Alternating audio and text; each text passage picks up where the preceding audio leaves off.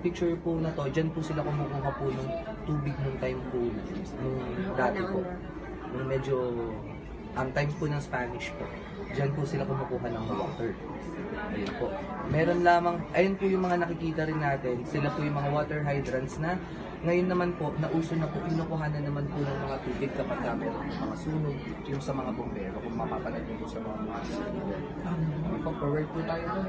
Tapos pwede po tayo mag-take po ng pictures pa yung forward po dito.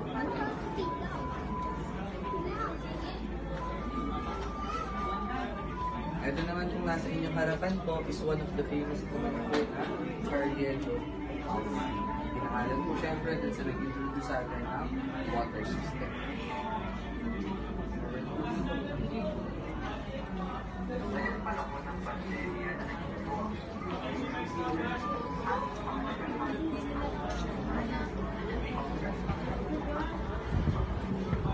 Dito naman po, everybody, bus number 3 po. Tingin tayo dito sa right side po natin. This is the old version for yung lumang water hydrant. Ito po, reproduction na lang po, ginawa na lang po ngayong taon po na.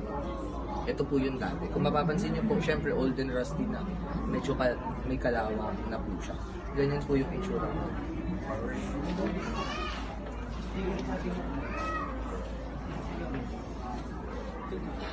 Kung nag-iisip po tayo kung paano po nagiging potable water or pwedeng inumin yung mga tubig dati, diba? Dumadaan siya sa maraming process.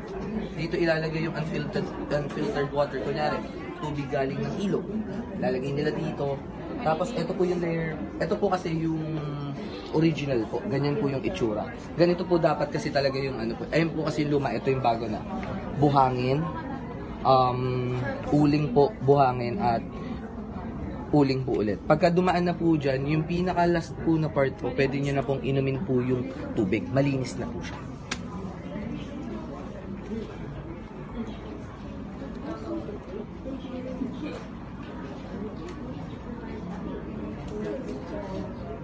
Tapos dito naman po sa may right side po na to, makikita naman po natin yung mga silver coins or mga salaping pilak ng time po ni King Carlos III at King Carlos IV.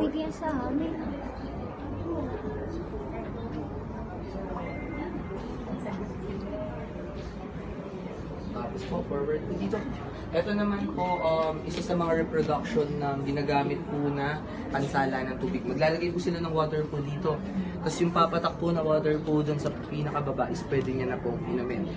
Katulad po nitong pansala ng tubig na to makikita po natin sa bahay ni Dr. Jose Rizal. Forward po dito. Ganda.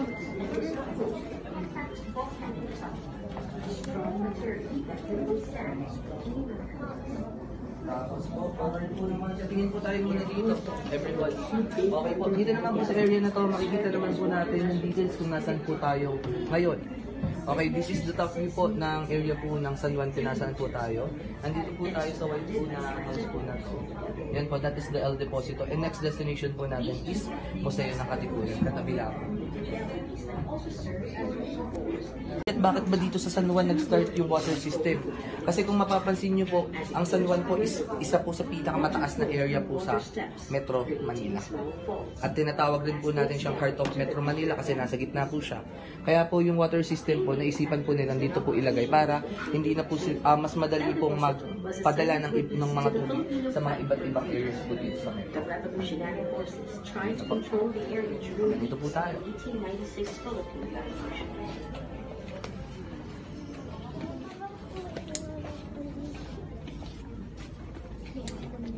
Di ba may nagsabi po sa inyo kanina, ang isa po sa mga destinations natin ay Pinaglabanan Shrine, tama po ba? Yung Pinaglabanan Shrine po kasi is yung nandun po sa may, nandito po sa may harapan po natin, nandun po sa may side po na yun ng bus natin. Nandun po natin makikita yung Pinaglabanan Shrine. Kaya po siya naging famous. Okay po, syempre dito nag-start yung labanan ng San Juan del Monte. Okay, kapag sinabi nating San Juan del Monte, San Juan Mountain po. Bus number 3 po.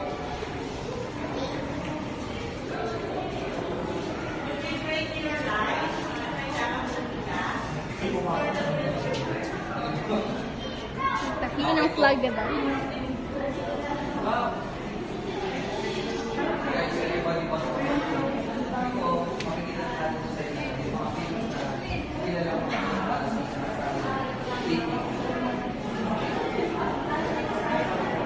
Siyempre, kung meron tayong mga kalalakihan, meron din naman tayong mga kababaihan na nag-participate sa ating imexal. Ayun naman dito. Hindi po siya kasali dun sa...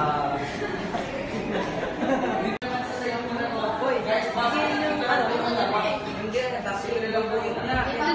Sino pinangsulat yun? Alam ko bakit bigyan. Magpepermahan. Oo. Usapan na namin. Ang duguan na tinatawag. Okay po, yung nagsusugat po sila sa kanilang braso at ito po yung kanilang dugo ay ginagamit po nila sa pagpirma doon sa kanilang kasunduan or kasulatan na ginagawa.